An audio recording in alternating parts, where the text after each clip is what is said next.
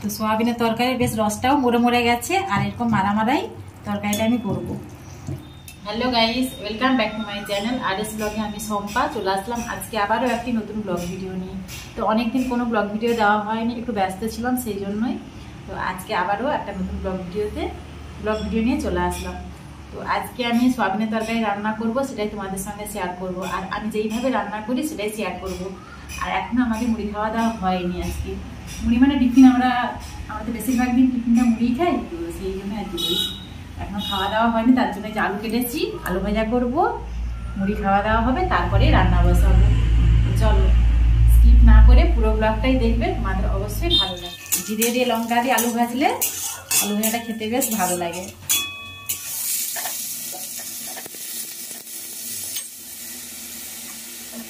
একদিকে আলু ভাজা হচ্ছে আর একদিকে আমি দুধ গরম করতে বসিয়েছি। সোয়াবিন রান্না করবো, তো সেই জন্য সোয়াবিনটা ভিজালাম। যে কটা হবে না, আরও লাগবে। তিনজনে খাবো না, ছেলে আছে, এক ছেলে যেটা বেশি পছন্দ সোয়াবিন। ছেলে আবার বেশি করে শুধু সোয়াবিন, একটা আলু খাবে না, শুধু সোয়াবিন খাবে। সোয়াবিনগুলো দেখো কি সুন্দর ভিজে গেছে। ভিজার পরে এরকম জল দিলে এরকম ফেনা বেরিয়ে যায়। তো সেই জন্য ভালো করে চটকিয়ে জল দিয়ে ভালো করে ধুবো, ভালো করে পরিষ্কার করে, মানে ফেনাগুলো সব কমিয়ে দেবো। তারপরে কড়াতে ভাজতে বসাবো। জলটা পুরো একদম ঝরিয়ে ভাজতে দেবো। জল থাকে তো ভালো করে হাতে করে চেপে দিতে হবে, দিলে জলটা পুরোই বেরিয়ে যাবে। তাহলে ভাজলে বেশ ভাজা সোয়াবিনের স্বাদটা বেশ ভালো লাগে, আর তাড়াতাড়ি ভাজাও হয়ে যায়।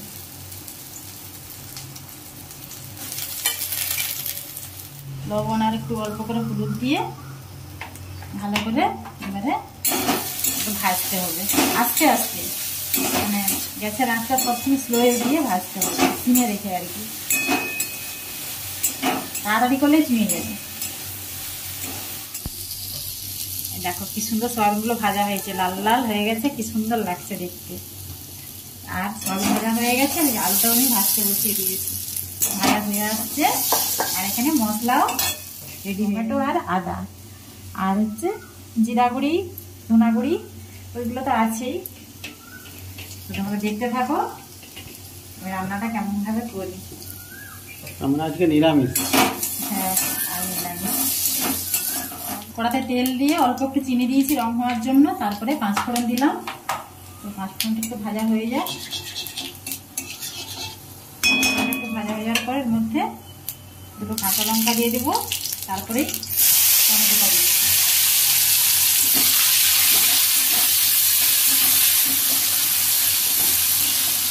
তো টমেটো দিলে প্রচুর তেল ছিটতে হবে, তো তার জন্য লবণ দিয়ে দিলে টমেটোটাও তাড়াতাড়ি ভাজা হয়ে যায়, আর তেলটাও আর ছিটকায় না। টমেটোটা ভাজা হয়ে গেছে, টমেটোটা নরম হয়ে গেলে, ভাজা হয়ে গেলেই এর মধ্যে আদাটা দিয়ে দিলাম।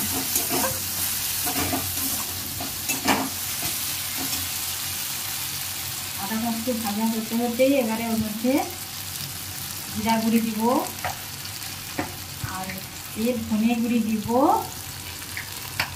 অল্প করে গেছি না, অল্প তরকারি তো সেই জন্য আর কি হলুদ গুঁড়ো দিয়ে দিচ্ছি। দুটো লঙ্কা দিয়েছি, ঝাল তো এতে হবে নি, তার জন্য 1.5 চামচ লঙ্কা গুঁড়ো দিয়ে দিচ্ছি, কারণ সবাই ঝাল খায়, শুধু আমি রাখবো। আর অল্প তেলেই রান্না করছি, এখানে বেশি তেল দিইনি, যেন মশলাটা ভাজার জন্য একটু জল দিলাম, কারণ গুঁড়ো মশলা দিয়েছি তো, তাই একটু জল দিয়ে ভালো করে কষালে ভালোভাবে কষানো হয় মশলাটা। এবার একটু হালকা আঁচে এটা একটু কষাবো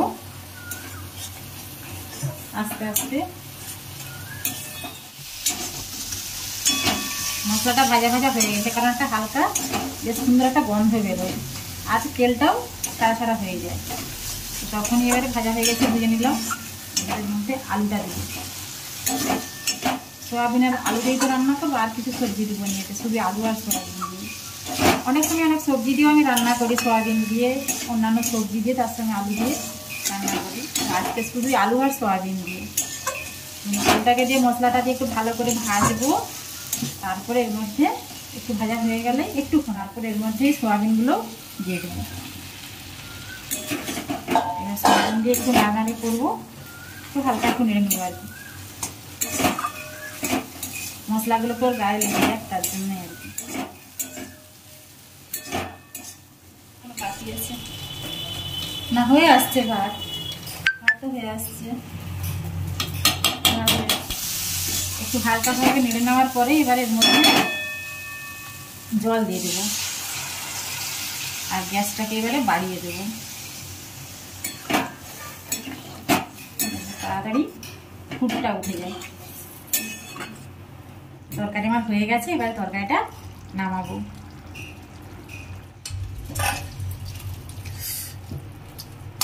তরকারি হয়ে গেছে, মারা মারা তরকারি করেছি। তো রেসিপিটা তো পুরোটাই তোমরা দেখলে, দেখালাম আমি কেমনভাবে রান্না করেছি। যদি তোমাদের ভালো লেগে থাকে রেসিপিটা, একবার তোমরা বাড়িতে ট্রাই করে দেখতে পারো, অবশ্যই খেতে ভালো লাগবে। কারণ আমি সবসময় এরকমই রান্না করি আর খেতে বেশ ভালোই লাগে। তো যদি আমার ভিডিওটি তোমাদের ভালো লেগে থাকে তাহলে অবশ্যই লাইক করো, কমেন্ট করো, আর যারা এখনো আমাকে সাবস্ক্রাইব করোনি তারা অবশ্যই আমাকে সাবস্ক্রাইব করে দিও। টাটা, পরের ব্লগে আবারও দেখা হচ্ছে।